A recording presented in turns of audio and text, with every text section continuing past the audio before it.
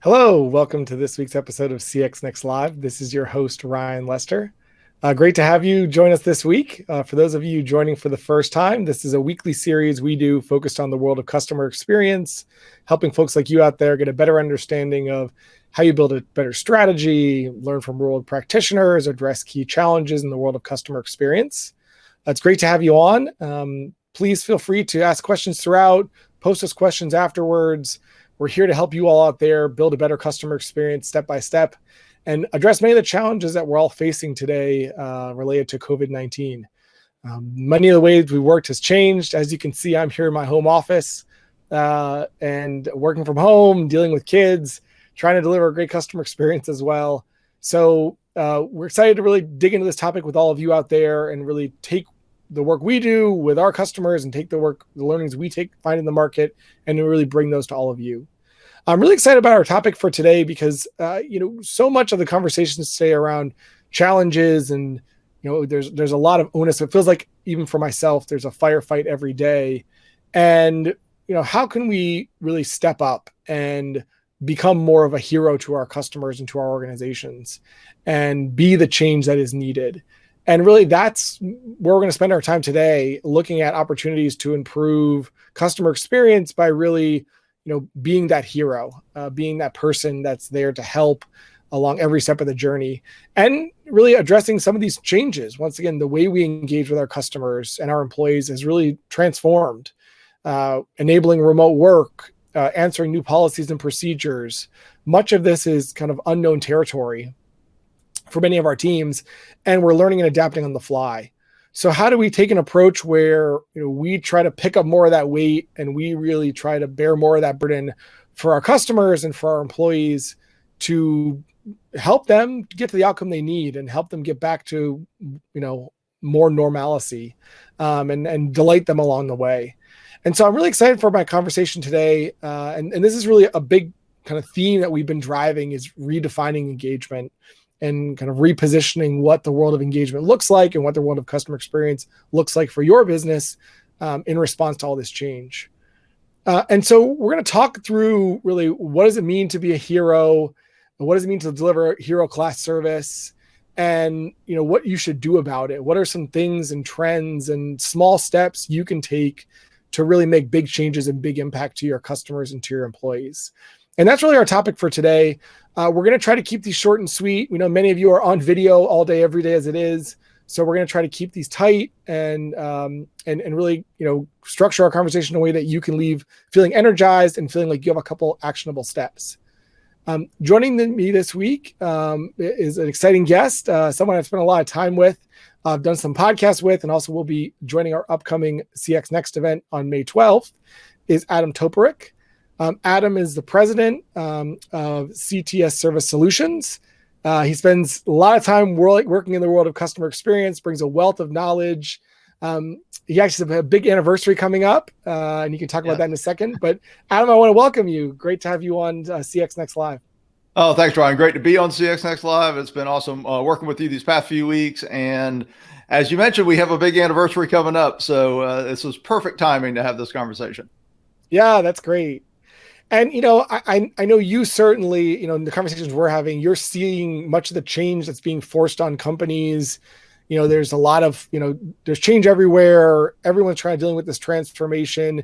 And I think what's interesting is, you wrote a book 5 years ago, and that's the anniversary that's coming up. So we should talk about that in a minute. But I think what you wrote is still very applicable to many of the challenges that we're seeing in the world today. Yeah, 100%. So, be your customers here. We're going to actually have the 5-year anniversary, as you mentioned.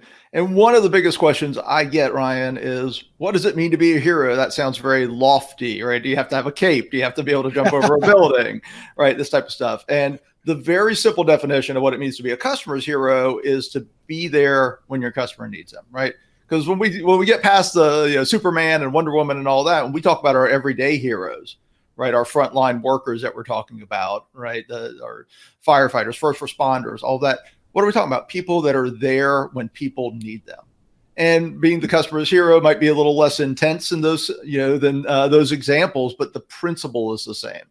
And what's been interesting in these times is how, the idea has shifted. So I wrote Be Your Customer's Hero for frontline workers originally. That's what the book, it's very much customer service fundamentals and skills you use face-to-face with employees.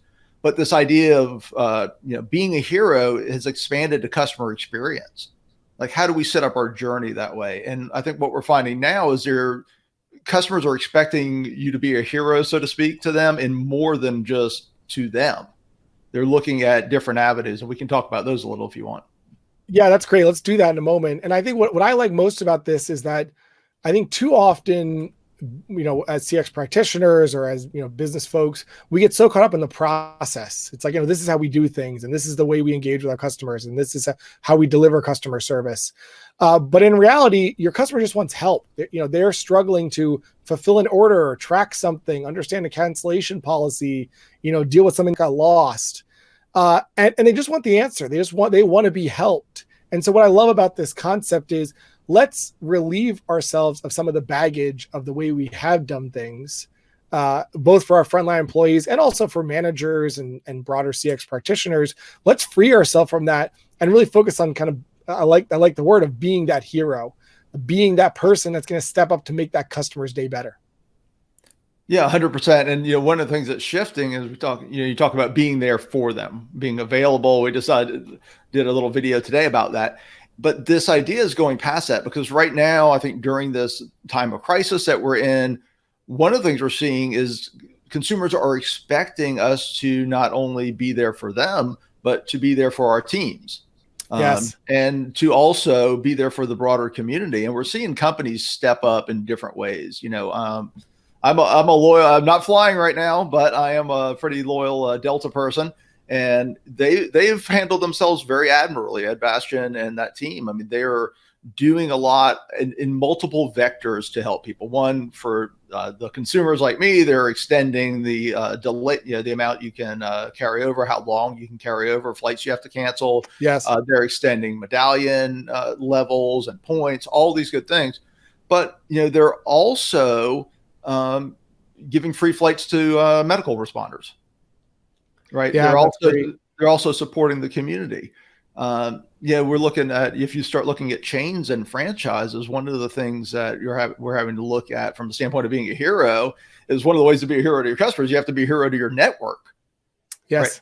How are you supporting all of these mom and pop stores? Or you may be a large company, Subway or whoever, right? The franchise may be a large company, but how are you supporting the individual owners and operators? And we're seeing a lot of companies are stepping up and, waiving royalties. The forced marketing spends are being pulled back. So I think we're seeing this idea of being the hero is more than just directly to the customer right now as well. Yeah, and I really like that. And to me, throughout, over time, you look at the companies that are most successful, they build a culture, they put, employee first, they really drive that, hey, we're here as a team to go drive this forward. And you can look at, companies like Southwest Airlines and others, where it isn't just about the bottom line, and it isn't just about, hey, customer experience leads to better NPS, which leads to better, more growth and profitability. But to your point, it's how are we stepping up to lead in this trying time for all those key stakeholders? And I think that's what energizes your employees to then want to go work harder and feel empowered and feel energized to, come into work every day and work through all these challenges. And then at the same time, to your point, make sure customers feel like, this company gets it. And it's one that, I want to continue to support and put myself behind. Yeah, 100%. I mean, even if, the reality is reality. If your business is closed, your business is closed and you're not getting assistance from the government. Yes. Right. So, or if your business is 30% of what it once was, then you may have half the team that you had, but how are you going to support that half that's remaining?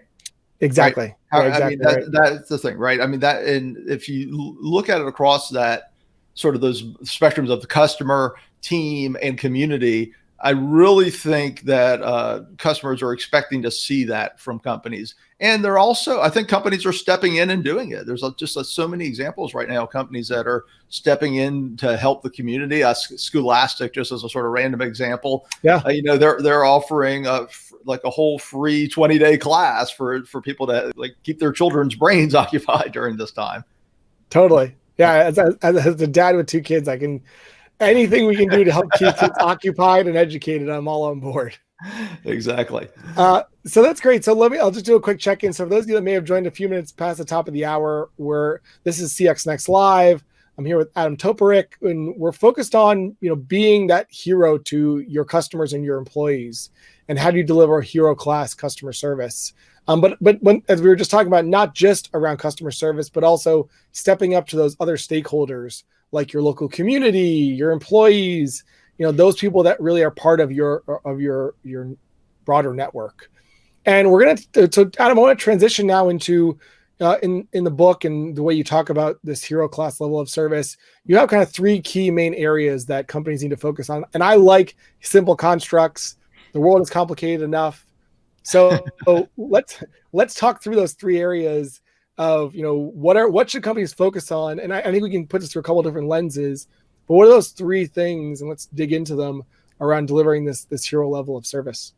Well, yeah, thank you, Ryan. So what we're talking about is the three elements of hero class customer service or customer experience. And as we mentioned, the book's 5 years old. I would actually add a layer now, which I'll add at the end. But the three things are: meet and whenever possible, exceed expectations. Right? You don't have to have these viral worthy stories every time you serve a customer. It's not about that. Yes. But if you can meet and when possible, exceed expectations on occasion, that's perfect. Provide a hassle-free, frictionless experience. We can dig into that, but that is so important. And I would argue it just keeps increasing in importance, and the situation we're in now has just made it even more important. And here's the tough one, and particularly now, do both of the above consistently. Okay? Do both of those things. Consistency is the tough part, particularly at scale. Now, the layer I would add in, if I were to do a second edition to Be Your Customer's Hero now, is one of the things I've very focused on in the past few years is the importance of customer emotion.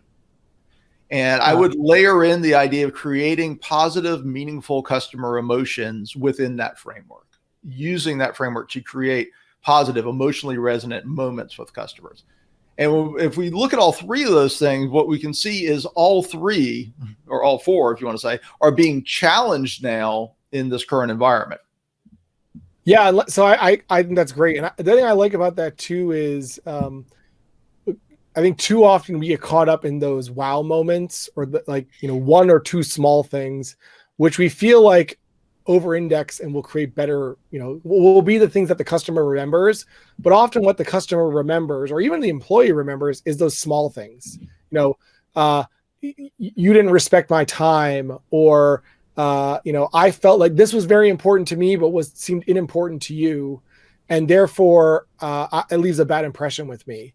And so what I really like about this is it really is about that consistency of experience. And then, finding those moments of delight, but they don't have to be huge. They don't have to be monumental. They can be those small things that, wow the customer, but really weren't a whole lot of work for your organization.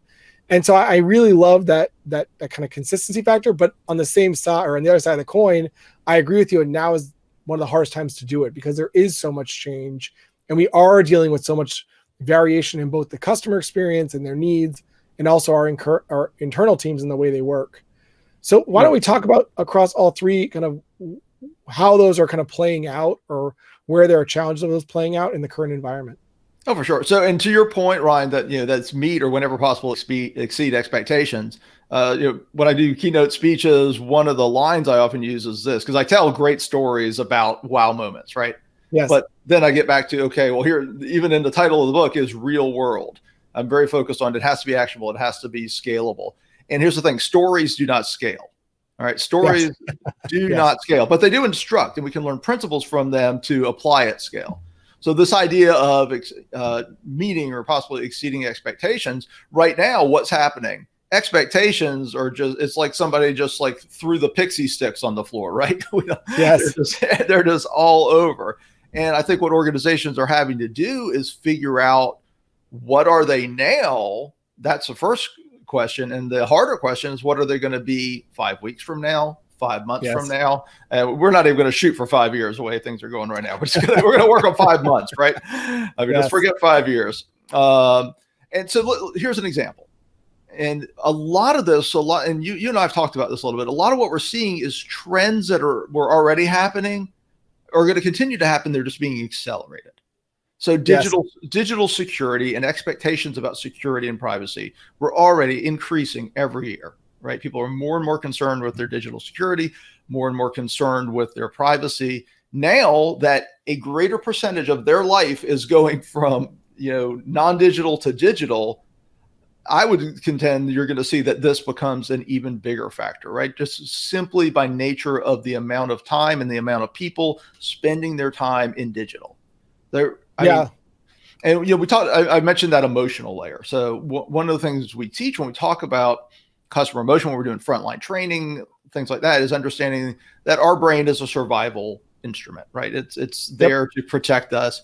And so right now, in a time where people are concerned, when people feel insecure, particularly when they leave the house, where do they feel secure? At home. What would be how can they feel insecure at home? Not being secure digitally. Yes, agreed. Right. Yeah, Right. totally. So when you layer in this emotional component and you really think about digital security, not just as a technological challenge that has to be solved, but as a human challenge, right? As a set of expectations that we need to meet and to exceed, it takes on a different lens. Yeah, I absolutely agree. And you can see with trends of other things of, when there's an uncertainty in the system of, hey, doing this, I heard this, or I had a bad experience, or, my last interaction did not go well because of a security practice. That's really hard to rebuild that trust. The way I always talk about trust is, it's like a bucket and you have a thimble to fill it, but it's very easy to tip over. And so once you tip that over and you lose that trust, it's very hard to rebuild it. And if you're in a world where you want to be engaging customers through these digital channels or through these digital experiences, to your point, it's even more important that you're over-indexing on making sure that's a secure experience, the customer feels good about it, and that there's a continued path for success. Right. And that you're communicating the security of the Yeah, good point. well. Yeah, right. It yeah, can't just be point. there. They need to know and feel safe and secure in using the system. Yeah, it's a really good point. And once again, I think these are the things that maybe in the past you would not be indexing on or not be prioritizing, and now become front and center on, once again, going back to that consistency, the message, how are you putting at ease the customer so they can focus on more important things or have more delightful experiences and less be in that kind of reptilian brain of run and fear and hide. Yeah, 100%. Exactly. And also, go ahead, please. No, go ahead, please. That's what I was going to say. So we talked about that. So I wanted to then talk more about in the current world about this kind of hassle-free and frictionless. We love to use the word friction-free, removing friction, but obviously in the current environment, there's lots of friction everywhere. Long wait times, changes in channels, changes in policies. So I guess, where do you see that playing out in a challenging way? And then, what are things you see companies doing well, and maybe some examples of companies doing that really well today? Okay. Yeah, 100%. So one thing is, I use the term hassle as a broad bucket because a lot of things go into that friction or effort, right? Customer effort we talk about. And the reason I use hassle is because, to me, hassle is is the feeling you feel hassled. Hassle is the feeling you have when there's friction or effort, excessive effort, etc. As we talked about, that emotion is important. So when we talk about customer experience, what we're always talking about is proactive, positive, emotionally resonant moments, and preventing negative moments, which we have a negativity bias. That's almost more important. So preventing hassle is huge. Now, PwC did a study a while back, and I show this chart in my speeches. And it basically said asked people what they value most in customer experience. And up at the top right, the big cluster at the top right, out of the 5 things, 4 of them are related to hassle: efficiency, convenience, knowledgeable service, easy payment. The only one up in that top right was friendly service. So literally, I mean, if you take the inverse of all those things that people value most, it's hassle, right? Inefficiency, inconvenience. Yes.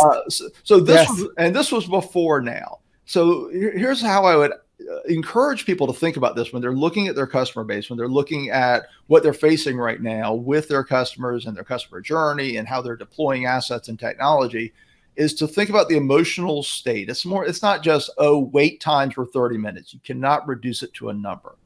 Okay. Yes. Wait times are 30 minutes, and they're wondering during that 30 minutes if they're ever going to get you, and they're going to be evicted from their house because they can't make their payment. Yes. Right. That's a different lens on hassle. Okay. So Yes. there's just the hassle of, oh gosh, I had to wait and all this. And then there's the component of, sort of silence is deadly in a lot of cases, Yes. right? It's really, when you have fear and uncertainty, we all know communication is what we want to do well. So I'll give you an example of a sort of fun one too, because we talked about the protecting your staff as well as, serving the customers, being a hero to the customers, being a hero to the staff.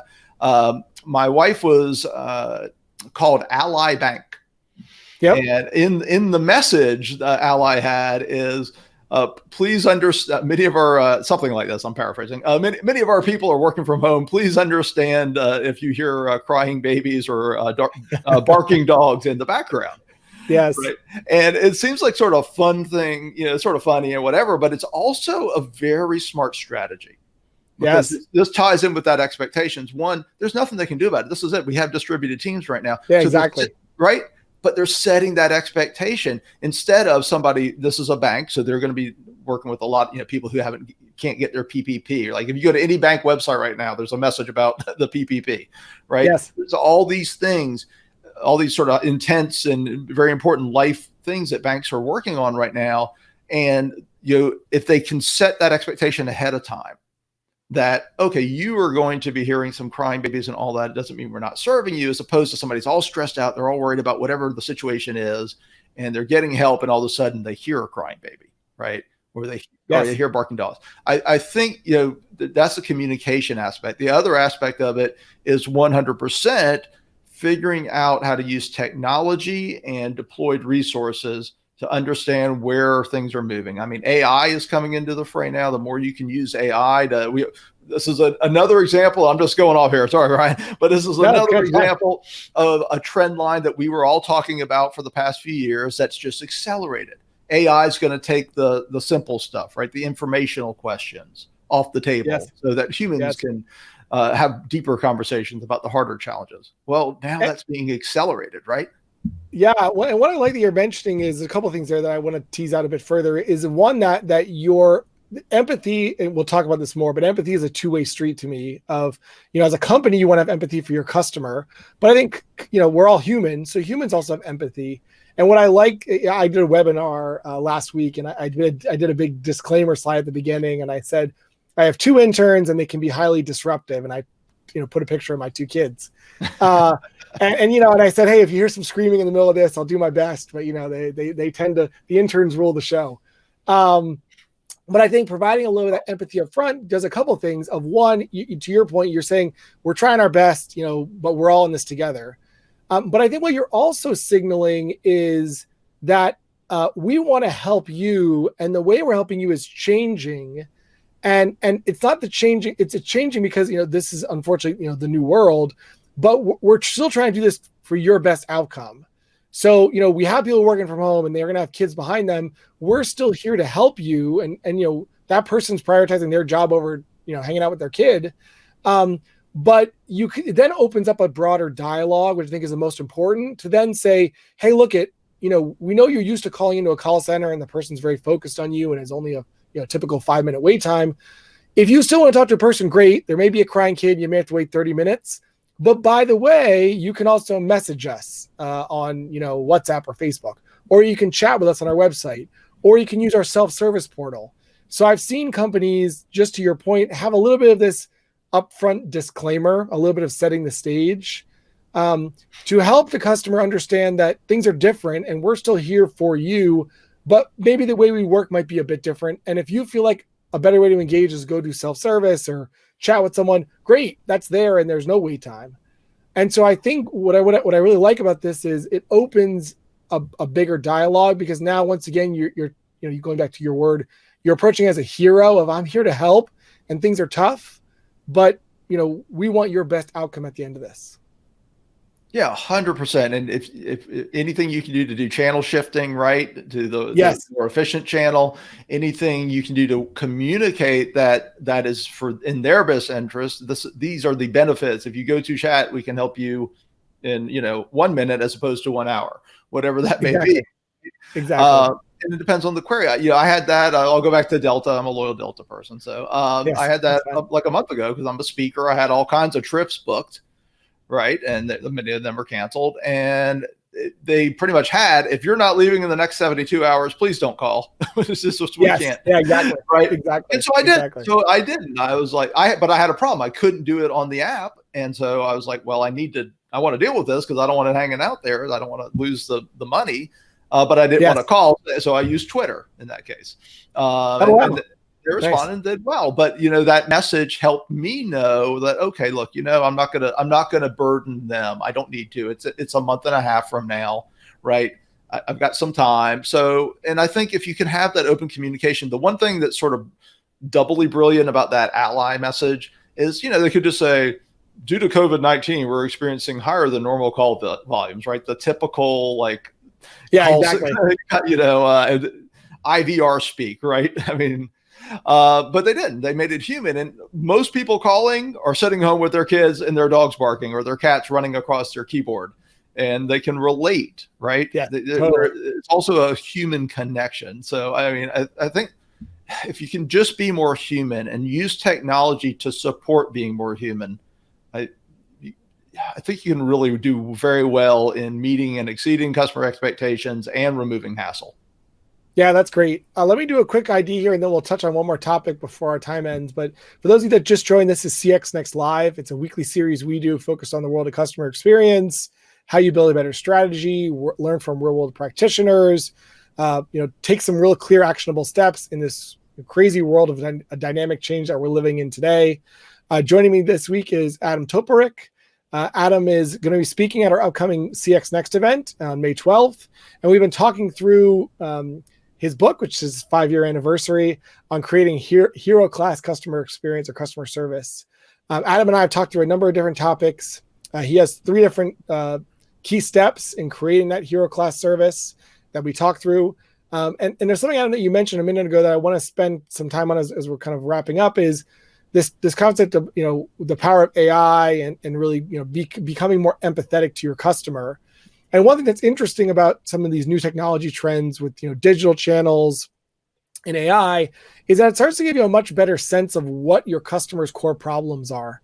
For years we've, recorded call center conversations and we'll try to pull out intents or, insights from that. But one thing that's exciting about AI is that, every interaction, whether it's on a FAQ page where someone asks a question, or it's a chat, or it's, WhatsApp messaging, or it's a chatbot, all those are providing insights on what are the core intents or what are the things your customers are, where's their hassle, where's that friction, and how can you address it better? And I think the better you understand your customer's pain and your employees' pain, obviously that's where you want to focus your time. So I think it's really great that you brought that up. And I think it's a good transition into the world of empathy of, how do we think about empathy and how does that kind of layer on top of all the things you just mentioned?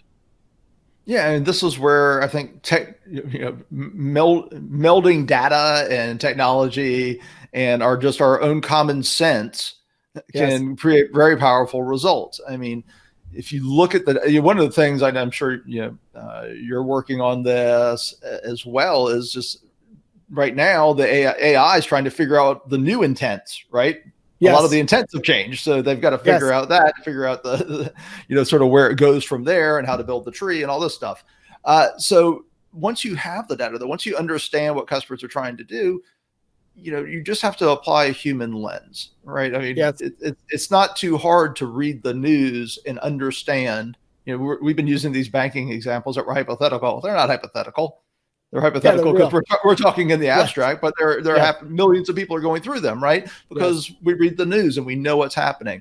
And I think if you use that, then you start looking at the journey. And one of the things, I make a few recommendations because I know we want to have some actionable steps to take away.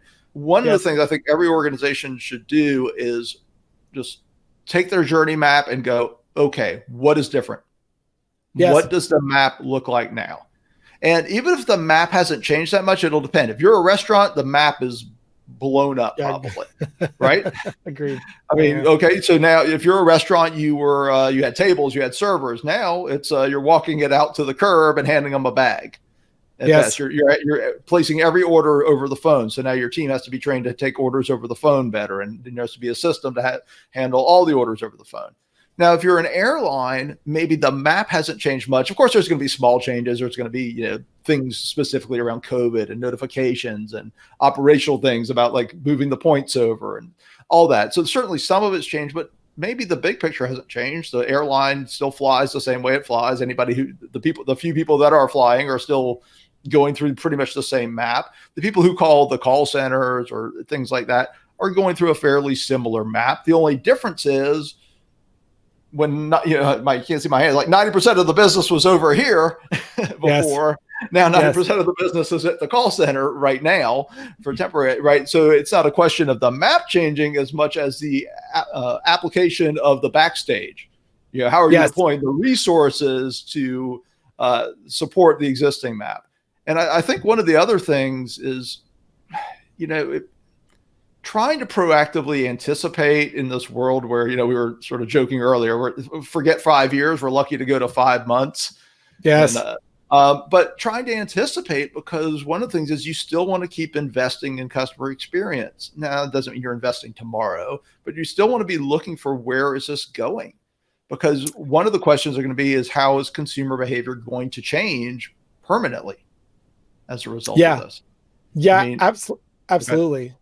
And I think what's interesting there too is that this can become a signal to, going back to your journey map, are changes, are there going to be permanent changes in the way our customers want to engage with us and interact with us, but also in the way our employees want to work. And maybe now employees, find a preference of working from home, and, they can do those chat support sessions or those messaging sessions from their home and be just as efficient and effective instead of going, driving into a contact center each day.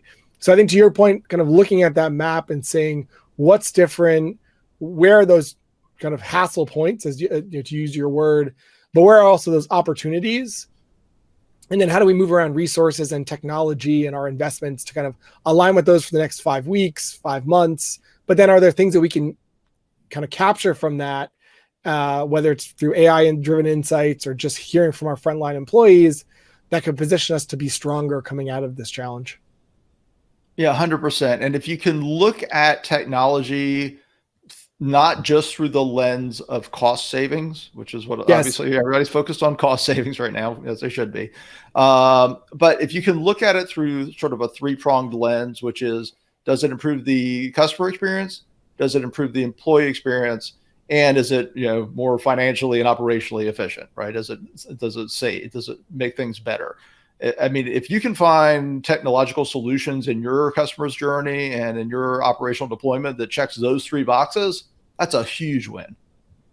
Yeah, I couldn't agree more. And actually, we do a bunch of research with Forrester, and we have a maturity model, and the data does show that companies that invest see both top line growth, higher NPS scores, higher CSAT scores, and also cost savings, operational efficiency, but they're additive in the sense of, as you make that customer experience better and you start to invest, your customers will become more loyal, you'll grow faster than your competitors, and you'll find those opportunities to then drive out costs that you can then choose to spend either on more technology, on better paying your employees, or on better rewarding your customers. So I think that's a very good way to look at it.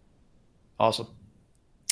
Well, I really enjoyed our conversation today, Adam. As always, you bring a lot of insights, and I really love, the way you talk about being a hero. And I like, kind of this little twist on the narrative of both for your customers and for your employees, because I think there is so much opportunity for that today. Oh, well, thank you. Yeah, it's been. Oh. Sorry, you had a lag there. Sorry. Well, thank you. Appreciate you having me. It's awesome, and super excited for May 12th. Make sure to check us out there. Yeah, absolutely. I'll talk about it a little more in a minute. But Adam, thanks so much for joining. All right. Thanks, Ryan. Take care. Take care. And so I want to thank all of you that joined. For those of you that might have joined late, this is our weekly CX Next series where we focus on the world of customer experience. We had Adam Toporek on, who was talking about being a hero or providing hero class service to your customers and now to your employees. He talked through a construct of 3 main steps in doing that, and he added a 4th. But really, it's around that consistency, finding those hassle points and removing them, and then doing that at scale. And I think that's really a great approach for today's world of, how do we really focus on that customer journey, what's changing, how we make a human response to that, of not just giving that generic answer, but giving an answer that's really relevant to the world we live in. So saying, hey, we know our hold times are long, our agents are doing their best. As Adam said, you may hear a kid crying in the background, but we're really here to help you and put you first, customer, as our customer. And I think that it's really critically important. So really great to have Adam here. As he mentioned, on May 12th, so in a few weeks, we'll be having our CX Next event. We moved it to virtual this year, and we're really excited for it. We have a lot of insights from folks like Adam, from many of our customers, from a number of experts we have here at LogMeIn. So please feel free to register for that event if you have not. You can find out more at CXNext.com. Yours truly will be there as well. I'm just going to be a host this year, so excited to lead us through that journey and really share some key insights around how you can redefine what engagement looks like for your business. As I mentioned, please feel free to shoot us questions and comments. We're here to help all you in this journey. We've been doing a lot of work, both within LogMeIn and with many of the solutions we bring to market, like Bolt 360 and Rescue, and helping you transform how you digitally and through things like visual engagement with your customers. So feel free to shoot us questions. We'll be continuing this weekly series. And then also, we also relaunched our podcast. So feel free to check that out as well. I want to thank you all for joining. This is recorded, so feel free to share it. And we'll look for additional conversations every week here on CX Next Live. And also excited to have you join us on May 12th. Thanks so much. Please take care of yourselves and let us know how we can help you in you delivering a better customer experience. Thanks. Take care.